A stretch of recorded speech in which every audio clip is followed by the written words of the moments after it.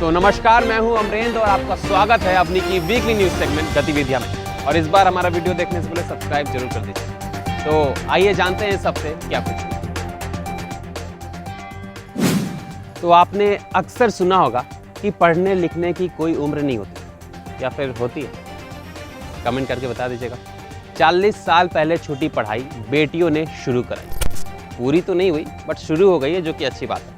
हम बात कर रहे हैं फूल सिंह मीना के बारे में, जो वर्धमान महावीर ओपन यूनिवर्सिटी के उदयपुर सेंटर में बीए की परीक्षा देने पहुंचे। बीए की परीक्षा दे रहे फूल सिंह मीना राजस्थान की राजनीति परीक्षा 2 बार पास कर चुके हैं और वे बीजेपी के विधायक हैं। ओह, मेन क्लाइमेक्स तो यहाँ पे। अब आप में से कुछ लोगों को लग रहा होगा कि ये पॉलिटिकल एजेंडा है, और हो भी सकता है। बट भाई, जो भी बंदे में दम है। इस उम्र में ये काम करने के लिए जिगरा चाहिए होता है। कम से कम वो बाकियों की तरह भरी सभा में खड़ा होकर बेतुकी बातें और बकैती तो नहीं की है। तो इनकी कहानी कुछ ऐसी है कि एक समय ऐसा था कि घर में ऐसे हालात बने कि मीना जी को स्कूल की पढ़ाई बचपन में ही छोड़नी पड़ी। उसके बाद वो पार्षद बने, विधायक बने, लेकिन पढ़ाई ना हो पाने के कारण दिल में एक चुभन हमेशा होती रही। फिर बेटियों ने मोटिवेट किया तो उन्होंने अपनी पढ़ाई फिर से शुरू की। मीना जी बताते हैं कि जब भी उन्हें किसी स्कूल में कार्यक्रम में भाषण देने के लिए बुलाया जाता था तो उन्हें बहुत ही शर्मिंदगी महसूस होती थी।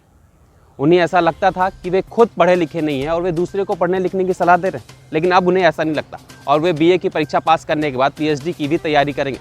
मीना जी भले ही अपनी पढ़ाई पूरी कर रहे हो, लेकिन उन्होंने अपनी बेटियों को पढ़ाने में कोई कसर नहीं छोड़ी।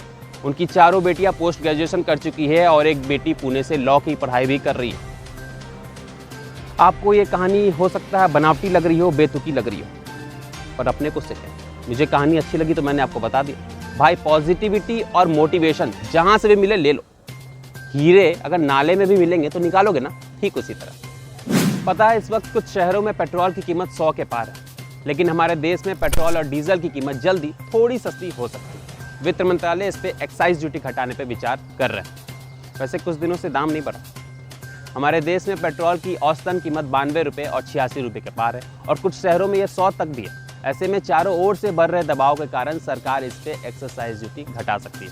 केंद्र सरकार पेट्रोल और डीजल पर एक्साइज ड्यूटी लगाती है तो राज्य सरकार वैट लगाकर वॉट लगा देती है। और कुछ दिन पहले ही सरकारी अधिकारियों और कॉरपोरेट के लोगों ने टैक्स घटाने पे मांग की। वैसे सांसद सुब्रमण्यम स्वामी ने भी इसकी आलोचना की है, ये कहकर कि राम के देश भारत में पेट्रोल की कीमत 92 रुपये है और रावण की लंका में 51, और वहीं सीता के नेपाल में 53। तो हो सकता है कि कुछ दिनों में 15 मार्च तक टैक्स घटाने पे विचार लिया जाए।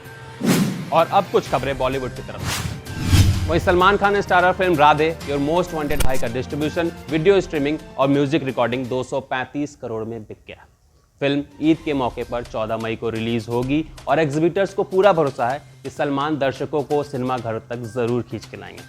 वहीं professional badminton player Saina Nehwal पर बन रही बायोपिक साइना का टीजर रिलीज हो गया है। परिणीति चोपड़ा स्टार फिल्म का प्रीमियर 26 मार्च को सिनेमाघरों में किया जाएगा।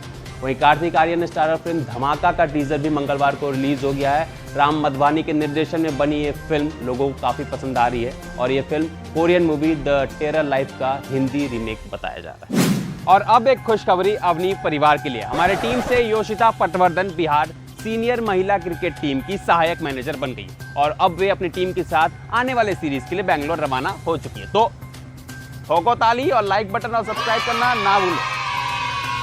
आजकल आप लोग सब्सक्राइब नहीं कर रहे, प्लीज शेयर और सब्सक्राइब कीजिए।